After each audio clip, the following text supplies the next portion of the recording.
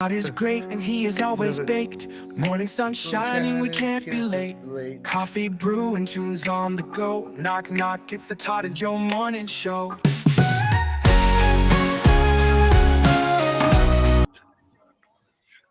Yeah, it's Knock, us. knock, knock. Not live. And we're not live. We're not live. No, we're not, and that's okay because Now, that's how we do. so Todd, I've been off all week, and I've done a lot of cool stuff. First off, I went and saw my buddy Isaac French. He hooked me up with a new cap. If you're in the 315 and you want to see some classics with a cool take, Isaac is the man. He opened for Rodney Atkins not too long ago, I believe it was. And on the 4th of July, I did something very American. I went with Todd out by Wegmans, behind Limp Lizard, and I made a journey to a place called Joe's Buds Cannabis Dispensary. Joe's Buds, CNY.com. Right there on Onondaga Boulevard. Joe'sBudsNY.com. That's what I said. You got to take it out, man. You got to take it out. But it was amazing. They hooked us up with a bunch of cool swag, some free samples that we're going to give you some reviews on a little bit later on in the show. And we have a little mini episode / commercial going to be coming your way soon. Todd and Joe, go to Joe's Buds. Joe also did something fun, and I don't know if I sent you the video. Did you get it? Did you? Yeah, I sent it to you on Facebook. Oh, like I told you, after you left me on Friday, everything's kind of... You did send it to me. So, let me download it quick. Then I'll send it to myself, and I'll air it. Yes, because I had some fun while we waited for Joe's Buds to open up. It did. It touched my heart to see Joe have that much fun. It's the simple things in life, man. It really is. And I have to say, those 1911 lemonades that I purchased at Wegmans. Oh, yes. They were delicious. They were very yummy. But while that's doing the doing, God, how the fuck have you... How was your July 4th? It was not bad. Yeah, I just did a bunch of stuff. We had a fire. I don't know. It now, sounded could you like see we were the getting fireworks? I couldn't see shit, honestly. Okay. Like we could hear it, so it just sounded like we were getting attacked. I'll be honest with you, like because there was like you had your big ones going on with like the city of Utica and probably New Hartford or whatever, but then you had everybody else doing it at the same time. So I mean, it like legitimately like it was like, are we like, you know? I said to my girlfriend, I was like, you know, best time to attack us would be 4th of July because everybody's just fucking shooting off fireworks and shit. No one's thinking anything of it. Everybody's hammered. I remember it was last year, I think. Year before, I was driving work on the 4th, and I'm coming down the arterial, and it can only be described as what I think a war zone must be like. I'm driving now, it's just smoke from all the fireworks, like hitting the arterial like a fog. You see shit just shooting like on both sides of the arterial, like it's mortars going off, dude. It was wild. It's ridiculous. Like a friend of mine at work was like, "Yeah, I got like." He went to Pennsylvania. He's like, I got like $600 for the fireworks for like $300. Everything was like half off. And I'm like, yeah, they're still making fucking money like hand over fist. Yeah, my brother-in-law actually went down to Pennsylvania, got some fireworks, and he got like $1,600 for $800. Like he got quite the display, dude. It was funny. Yesterday we're looking at Maria's car and we're like, what is all this ash all over it? And then we figured out it was debris from the fireworks. That's true. All right, Fred, so you're smoking, Todd? Oh, well, I'm glad you asked what I'm smoking over here. what are you smoking, Todd? So this right here in my vaporizer, my herbal Ooh. vaporizer that Mr. Joseph highly suggested to me, we got some forbidden fruit Ooh. from this company right here, Verde Lucido, which means green something, maybe green flower. I don't know. probably. That would make But there sense. you go. There it is. Forbidden fruit. You got a 25% THC, a 29% tack on that shit. Very very uplifting. Does have a nice like fruity flavor and aroma to it. I will even show you a nug if I can. This one's a little better looking. You got some. Ooh, look at that. Nicely trimmed. Good color, nice green. Like I said, fantastic smell. Nice smooth hit, but you know, not too crazy. It is an indica, but I'll be honest with you, man, for me, like it's kind of like coffee. Like sativas will give me some energy, but indicas don't actually like really like knock me out. Indicas knock me out. Yeah. So like coffee, like caffeine doesn't do shit for me. I just like the taste of it. This is definitely a very flavorful flower. So I got one that I tried yesterday. It's from Rolling Green Cannabis, right there. It's called the Tropsical. All right. Was it 31.47% THC? And if you look at these beautiful, beautiful buds, look at that. And the smell and the taste is absolutely amazing, especially in that vaporizer where you can like taste everything. Like you get a lot of flavor and like a real smooth high, really not choking on it. I was very, very impressed and I fucks with it. Yeah, no, it's good. It's very good shit. That one I can imagine to have a like nice like fruity citrus like aroma and taste to it. Oh, dude, it was really, really good.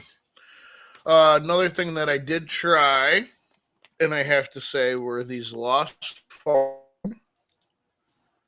saltwater taffy black cherry gummies. I have not tried them yet, but they smell amazing.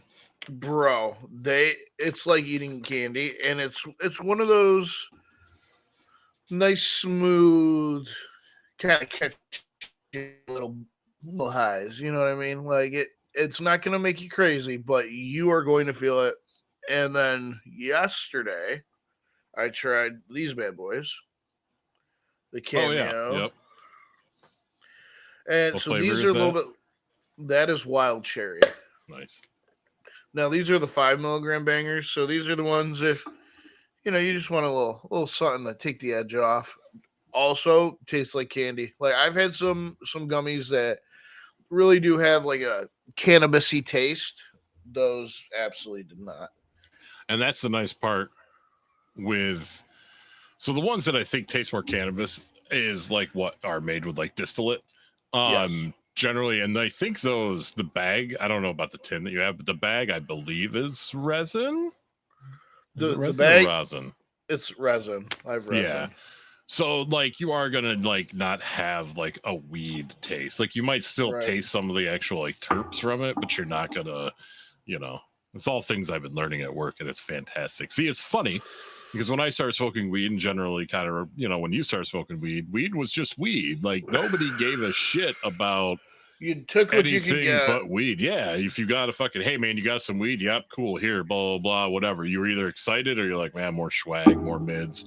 But like, it wasn't like all of this, like breaking it down. Well, you got the terps over here. If you do this, and then you got resin and rosin, and you have this, that, and fucking edibles. Like edibles when I was younger was somebody just took a fucking bunch of weed and threw it in a fucking like brownie mix box shit. And you either got fucked up or you just like you ate a brownie. There was no like dosage, really shitty you know? tasting. Oh yeah, because it was just fucking ground weed thrown right in there. It was. Well, if you think about it, even like with like the beer industry, like look at like when we were younger, like you had Keystone or like Genesee or Old Mill.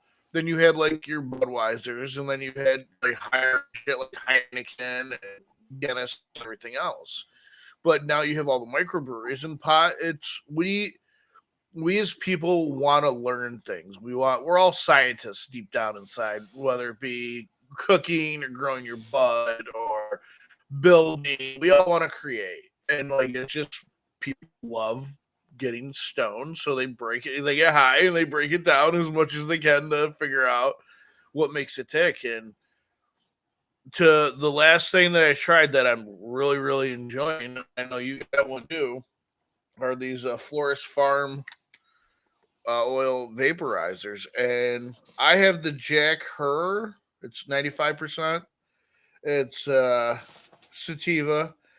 And the thing, it's 82% THC, 95% TAC. The thing I love about this is it tastes like smoking bud. Yeah. Like, it's not like don't get me wrong, like, I love my heirloom. I love my cereal milk. It's the best tasting thing in the world. But this thing, if I want to, like, I've been ripping this all weekend. And I just feel like I've been ripping a joint all weekend. It's been nice. And one of the best parts about it is the fucking like cool ass design. Dude, they're dope. Like, I mean, like the back just has like their name, which is still pretty cool. But like that fucking with the sun and shit, like that's just real cool. Yeah, design. man. I got the gelato there. Fucking 95% TAC. I think it's 81% THC, which is good for me. Does have like it describes as sweet and creamy with like earthy undertones, which it definitely like kind of nails that whole thing on that. Like, it's a nice hybrid. Yeah, mine is pine forward with earthy undertones. Yeah, tastes like smoking bud. Like, yeah, it's like again, what people have been able to do with weed is amazing. So yeah, you gotta check them out, Joe's Buds. We got a lot of stuff, so we're gonna be doing more reviews of different episodes because we did them all now. Oh man, by the end of the fucking episode, dude, it would not be good. Well, the funny story about these Florist Farm ones. So I rip it open. We're in the car, and I'm trying to rip it. I'm like, it's clear in one way, but it's not pulling. And I'm like, what the fuck? What the fuck? There's a sticker that covers the charging port, but it also closes the air vent. So then once I pulled that off, it ripped perfectly fine. I was like, wow, this thing's plugged. Fine. Oh, man, I took a big old rip. I was going to say, dude, you fucking, that was more than perfectly fine. Hey, Joe, guess what? You got world records? Yes! TI News, where the useless news comes first. Okay.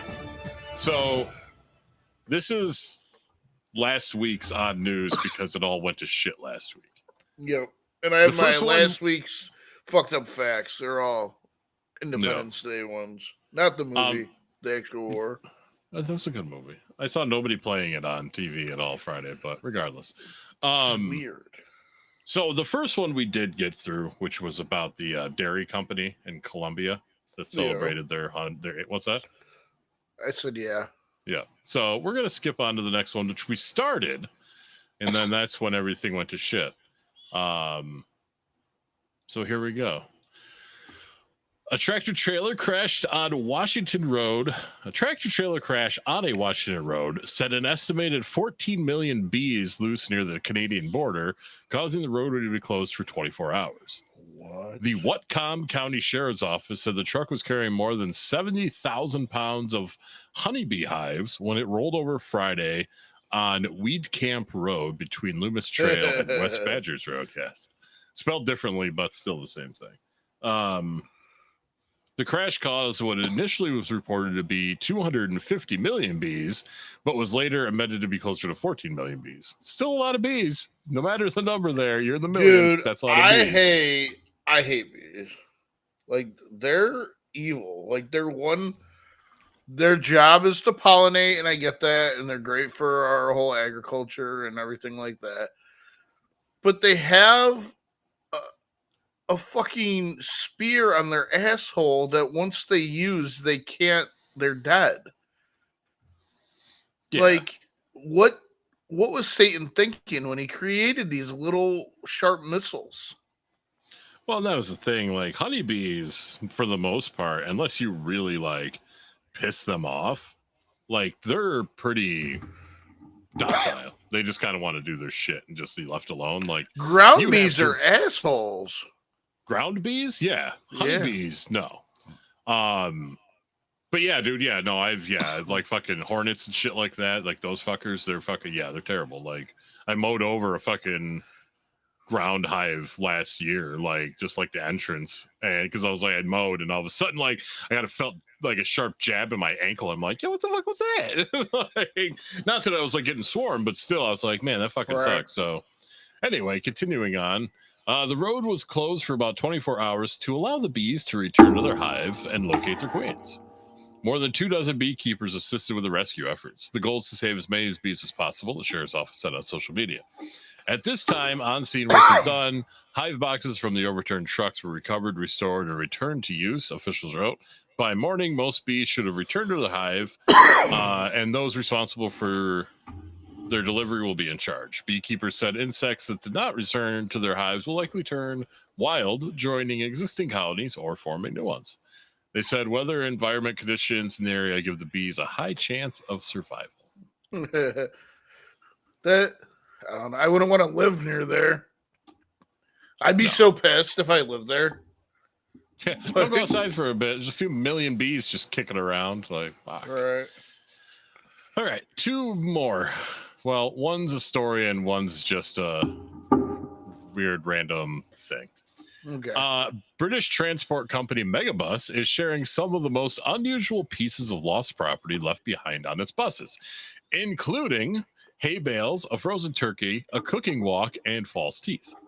The bus operator said items found left behind on buses in May included a Winnie the Pooh stuffed toy, a jar of honey, conveniently enough, a guitar, a Radiohead vinyl, insulin, an electric razor, a Neil Diamond CD. I mean, that's understandable.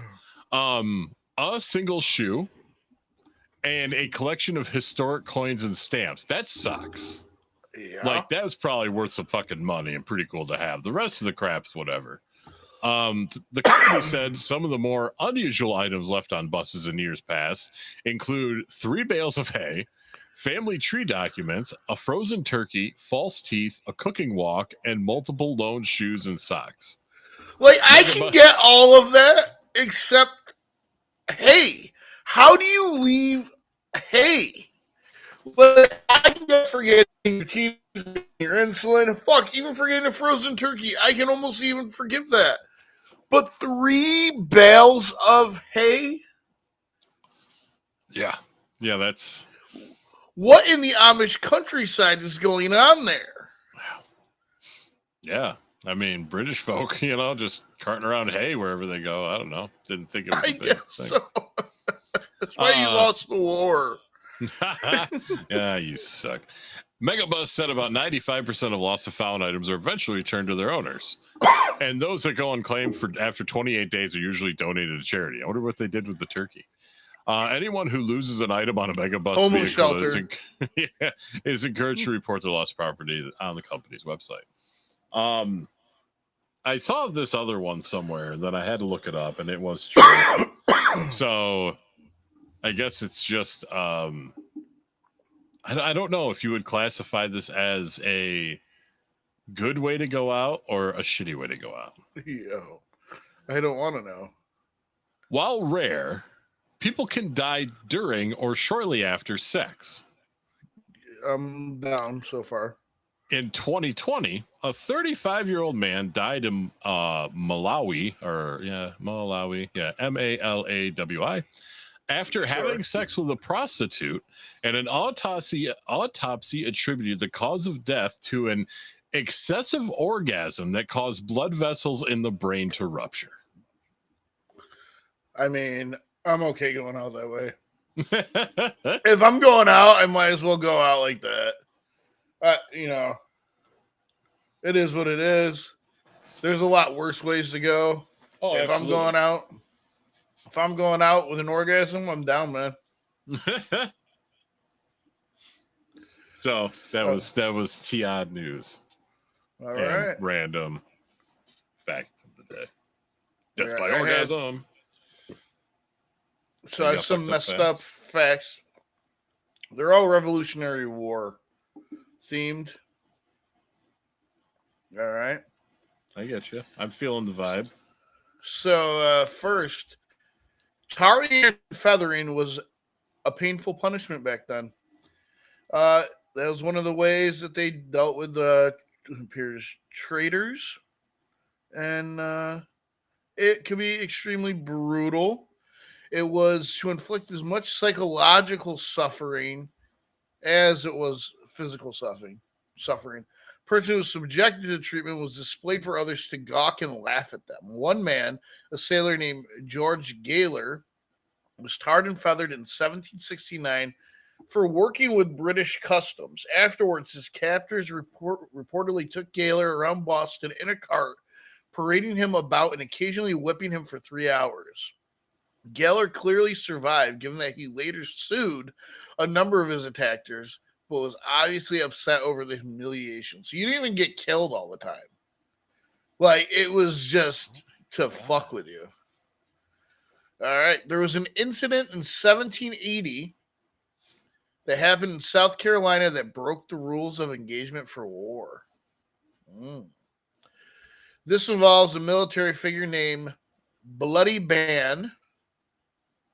All right. The origin story's got to be pretty messed up. As for Lieutenant Colonel Bannister Tarleton, has been notorious as his name has been shorthand for brutality.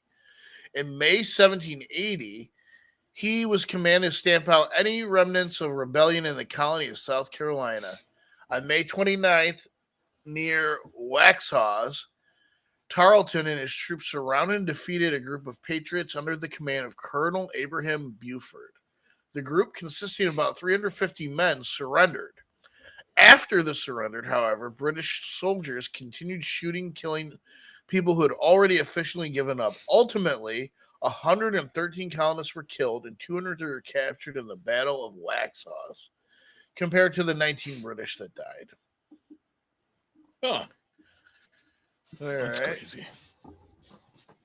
So, here's Labor Day's to go off 4th of July. But Labor Day's origins are shrouded in blood. Dun, dun, dun. Back in the 1800s, labor unions were also considering making first the holiday honoring workers. It is a workers' holiday internationally, and they had set up a strike for an 8-hour workday on that day. However, the U.S. government chose to support a September version of the holiday instead, specifically that May 1st would not be a U.S. labor holiday. Why did they want to avoid this?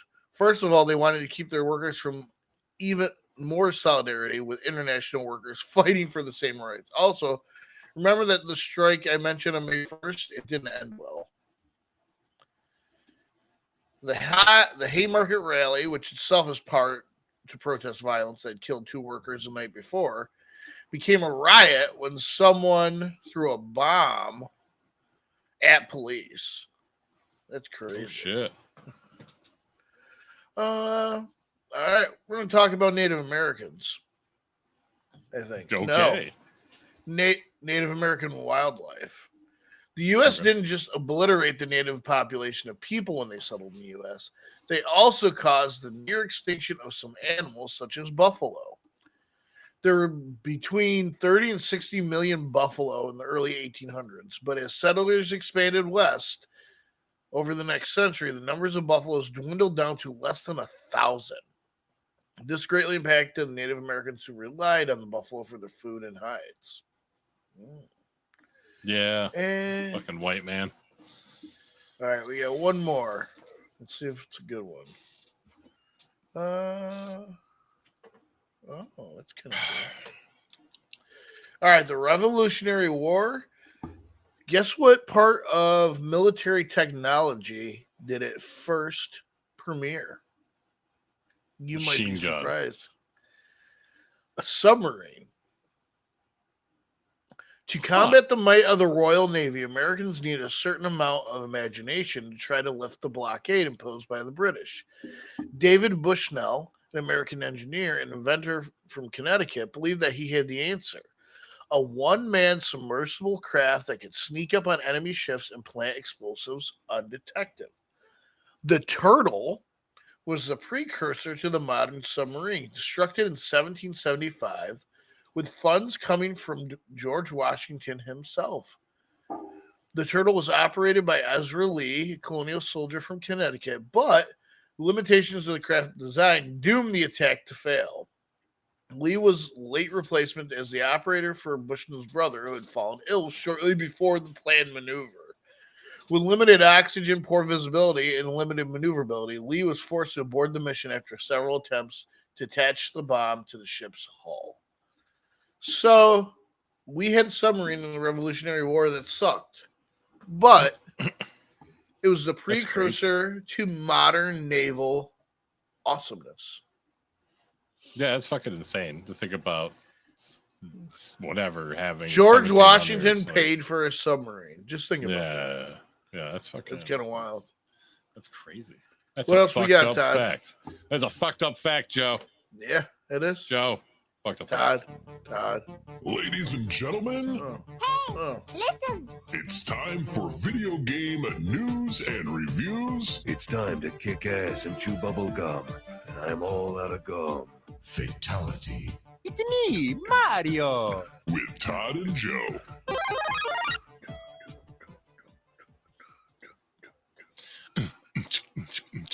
What do you got for us, Todd? All right. So, it's been a fucking 1,000 years since the release of Grand Theft Auto 5. Two of the three main characters, Franklin Clinton and Trevor Phillips, have reappeared in GTA Online, while Michael DeSanta has only been mentioned. But if the actors behind these iconic characters get their way, they'd reunite in GTA 5. They'd reunite GTA's 5 trio for one last heist. Earlier this month, so last month, Stephen Ogg, Ned Luke, and Sean Ferrento made a joint appearance together at Comic-Con Brussels. There's a video that at the 12:40 mark in the video, the actors spoke about their desire to reunite in a DLC for GTA Online called The Final Score, which was named by Luke. The trio stressed that Rockstar doesn't currently have any plans to bring them back together and urged fans to campaign it. Pitching ideas to Rockstar is like fucking me pitching ideas to the fucking wall. I mean, yes and no, but like they have a little bit of juice there. You know what I mean? Like, they're the original actors. I would fucking be excited if they did like a single player fucking DLC. Yeah. Like, drop it literally fucking in the fall. Give people time to whatever it, and then you have something to keep you occupied until fucking GTA 6 comes out in March or August or 2030 or whenever it's coming out. Yeah. I don't have much details on this, but they are working on a Skate 4. I wasn't a real big fan of the Skate games. I'm a Tony Hawk person myself, which 3 and 4 come out on Friday. But yeah, that's been a series that's around for a while. I've also been seeing this, which I don't know if I could play. I might freak me out a lot. There is coming out a Escape from the Titanic simulation game. So I saw that too, and yeah, I'm good, man. I don't need to, because I know how that story ends. Like, I don't need to. Yeah, I'm good.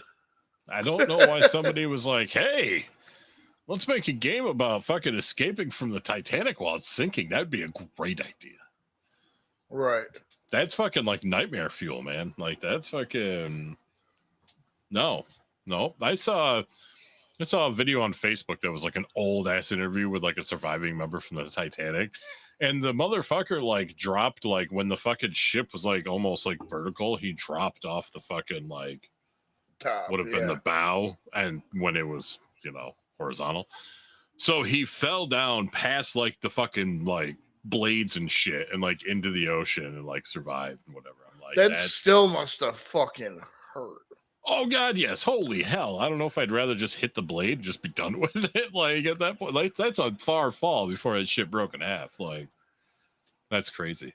And the last thing that I haven't looked far into because I'm like, like good for you guys, but probably not for me, is the new Xbox handheld. Yeah, I'm Have you- good. Yeah, I've seen about it. I just don't care. I don't know, man. Like it just that if I'm gonna sit down and play a video game, like I don't.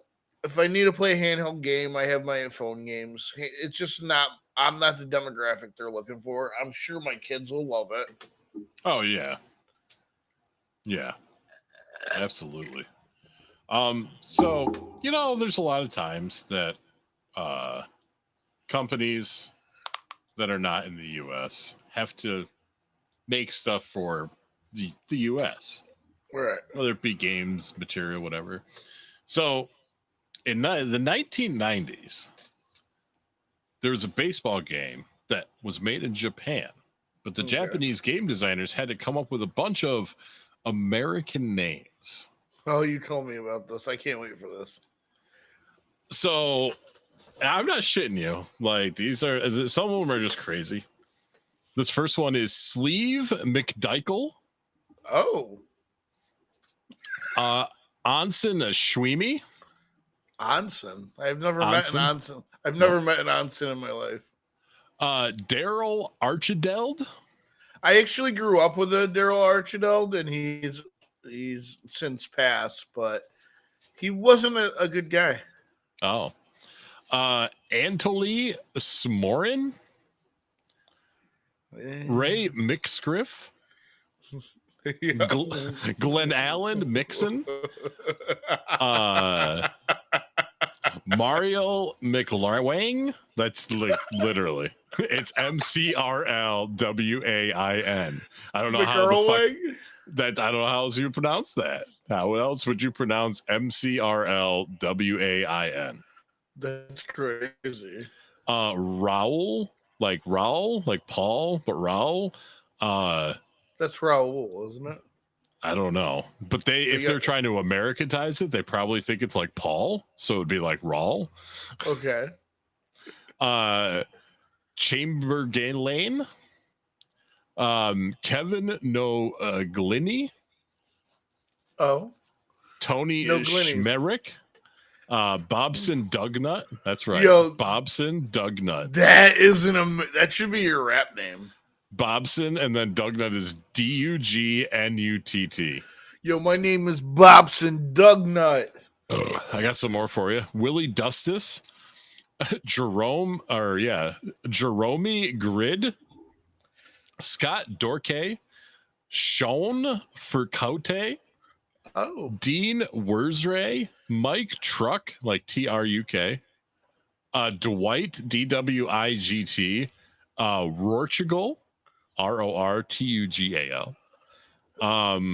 Tim Sandalai. Those are just noises put together. Carl Dandleton. Mike Hernandez. And Todd Bonalzale. You should change your last name to that. No thanks. That's crazy. Yes. Oh yes, it is. Well, I have some video game news. I have some news. Yeah, news it up about video games, Joe. It's actually an update to something we talked about a few weeks ago, and it's referring to the live action Street Fighter game or movie that is coming out. Now, we had originally talked that Roman Reigns and Jason Momoa were in talks to be Akuma and Blanca. And we now have heard that there have been a couple people in talks to play M. Bison. One of them is Walton Goggins.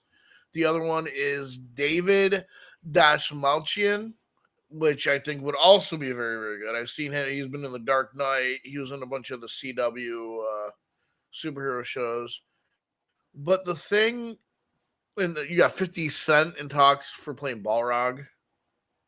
But the one that kind of tickles my fancy the most is guess who's in talks to play Guile? Yeah, I heard. Wasn't it Mr. Cody Rhodes?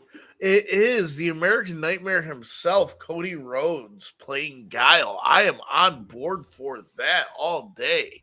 I mean, I'm pretty sure that Jean-Claude Van Damme doesn't do much anymore. I mean, so you could always reach out to him. Too soon? Yeah, Too soon. Yeah, we're 30 years too soon. Yeah, we're not doing that again.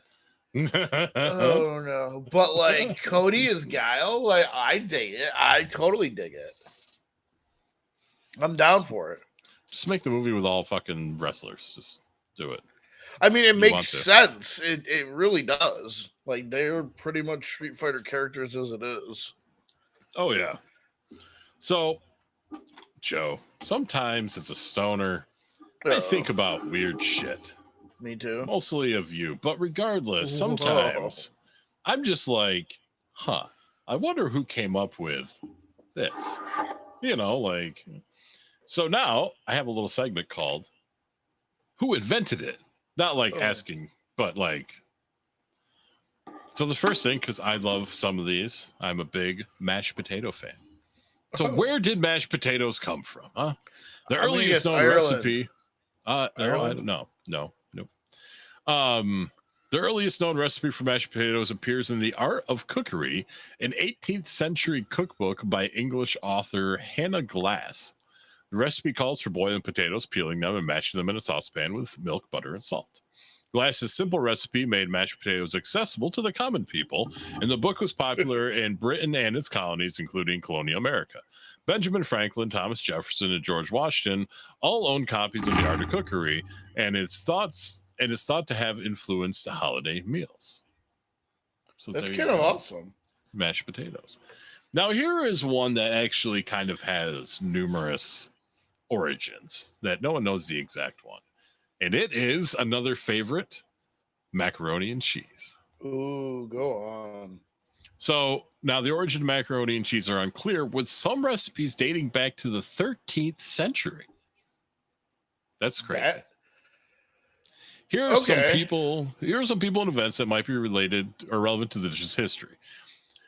In the 13th century, the Book of Cooking, an Italian cookbook, includes a recipe called De Lasanis that some historians believe is the first macaroni and cheese recipe. The Form of Curry, 1390, also contains a cheese and pasta casserole called macaroons, which is similar to macaroni and cheese. So that was back in 1390. It's hard for me to believe that macaroni and cheese has been around longer than mashed potatoes. Right. In 1769, the earliest recorded recipe for macaroni and cheese may have originated in Northern Europe. 1770, the first British recipe for macaroni and cheese appeared in the Experienced English Housekeeping by Elizabeth Raffalad. The recipes included that sounds like one of your sauce. made-up names. The recipe includes a bechamel sauce, cheddar cheese, macaroni, Parmesan cheese, and baking. That's mac and cheese. Yeah. In 1802, Thomas Jefferson served macaroni and cheese, which he called macaroni pie, at a state dinner in 1802. Jefferson may have brought the recipe to the United States after visiting France and being impressed by the pasta dishes there. He imported pasta, Parmesan cheese, and a pasta maker, and may have had his enslaved chef, James Hemmings, perfect the recipe. Wow, they had to specify that. In 1824, Mary Randolph included a macaroni and cheese recipe in her cookbook, The Virginia Housewife, which was influential in the 19th century. The recipe calls for layering macaroni, cheese, and butter and then baking it. Different. And then, of course, in 1916, along comes Kraft. Kraft Foods patented processed cheese and began using it in many of their products, including a single-serve cheese slice. So 1916... That's when Kraft still had cheese in there. When they actually still had cheese. Yeah. Right. They still had cheese in it, though. Yeah, it was processed, though. But it wasn't processed that powdered cheese, bullshit. Yeah. No.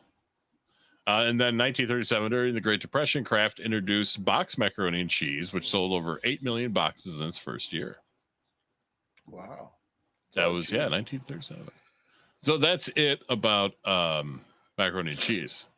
Now let's talk about a breakfast staple. Ooh. Pancakes have been around for thousands of years and have been made by many cultures around the world. The earliest evidence of pancake may be from 30,000 years ago, when Stone Age people may have been grinding grains into flour and cooking them on hot rocks. These flat cakes may have been more like hardtack than modern pancakes, but the idea was the same. Batter fried into a flat cake.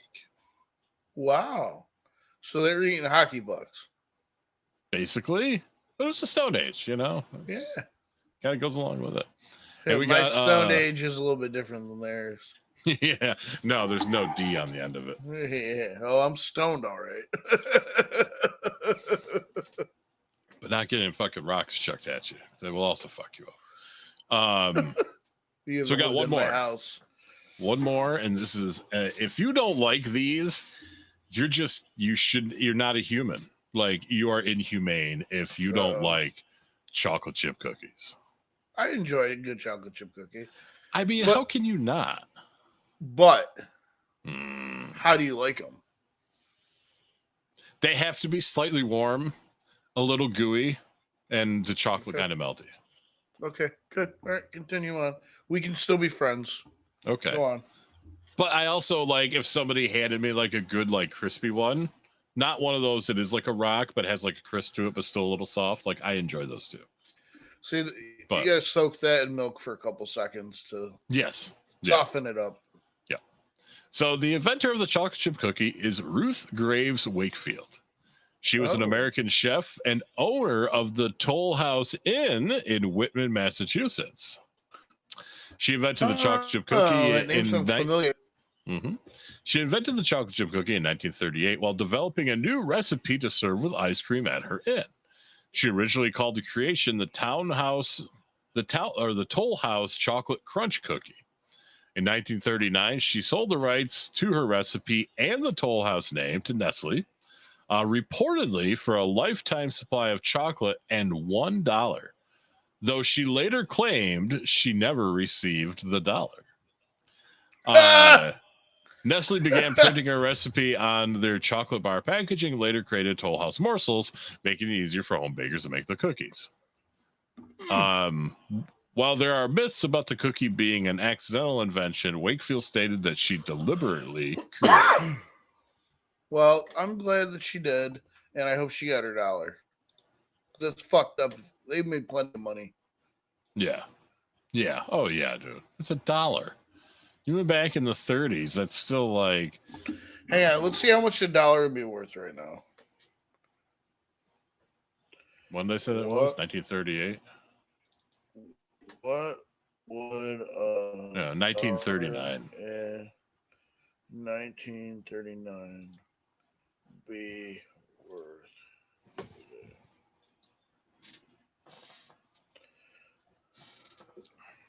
About $23.13. They were $20, man. So, you know what, Nestle? Get on that. Her estate deserves their $23.13. I am going to start an online petition. I'm tired of these corporate monsters acting this way to the little man like us. Yeah, Nestle. $1. $23.13, the equivalent to. Pay up, motherfucker. Bitches. All right, what else we got, Todd? Is that it? I have something. I'm not gonna have to read them all. 101 things that you might not want to say in bed, Joe. Oh, well, apparently it's been a while since you've been in bed with me because nothing's off in my squared circle, if you get what I'm saying. What? You got a wrestling ring in your bedroom? It turns into a wrestling ring sometimes. You should see when I use the cage in the metal chair. OMG. All right. Well, all right. So 101 things not to say in bed. I mean, maybe. But everybody looks funny naked. You woke me up for that? Oh, yo. Yeah, exactly. Did I mention the video camera? Do you smell something burning? Try breathing through your nose. It's fucked up.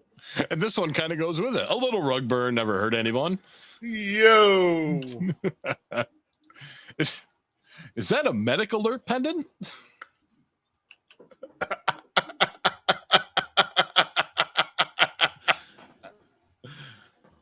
But whipped cream makes me break out. Yo, that just made me think of a funny scene for like a comedy movie. An old lady getting banged so hard, her like life alert saying that she's Goes fallen. off. It goes off, and then they're calling, "Ma'am, are you okay?" She's like, "No, no, no!" And then they send like the fire department in. Yeah, all right. Oh god, Writing it in. Do it. Let's see. Can you please pass me the remote control? Do you accept Visa? I mean, nowadays it'd be like, "Do you accept Venmo?" Yeah. On second thought, let's turn off the lights. Yo. And to think, I was really trying to pick up your friend. Yikes. I hope you're as good looking when I'm sober. Wow. Now picture me holding a banana. It's just a little trick I learned at the zoo.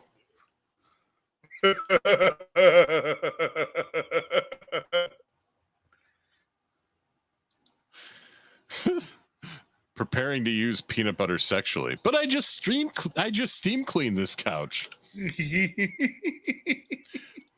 This one's a little rough. Got any penicillin? Yo. But I just brushed my teeth. Uh, I thought you had the keys to the handcuffs. that may have happened once or twice. I want a baby. Yeah, that's the biggest red flag ever. Yeah. I'm running, leaving my shit. So much for the fulfillment of sexual fantasies. Did you know the ceiling needs painting? When is this supposed to feel good? Yeah. Is it in yet?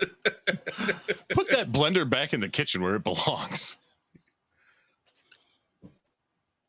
Whoa. Uh-huh. Is that blood on the headboard? Did I remember to take my pill? That's funny. That leak better be from the waterbed. Who has water beds anymore? And, people stuck in the 70s, 80s. I told you it wouldn't work without batteries. But my cat always sleeps on that pillow. Ew. Did I tell you my Aunt Martha died in this bed? Terrible. Let's see. No, really, I do this part better myself. And the last one for today, since there's like 50 more. It's nice being in bed with a woman I don't have to inflate. Wow. That was 101 things not to say in bed. That's awesome. All right, so Mondays you got us. Yeah, bitches. Tuesdays Wrestle Fandom. Yeah, bitches. Wednesday there will be an episode of MCFU this week, or that's on Thursday. If Garrett doesn't have After Dark, and yeah, check us out. Like, subscribe, share, tell your friends. Garrett, where? That was a penis. Give it to me. All right, later, guys. Peace, y'all. Oh yeah, I'm controlling it. Yeah, you're in charge. Yep. I forgot.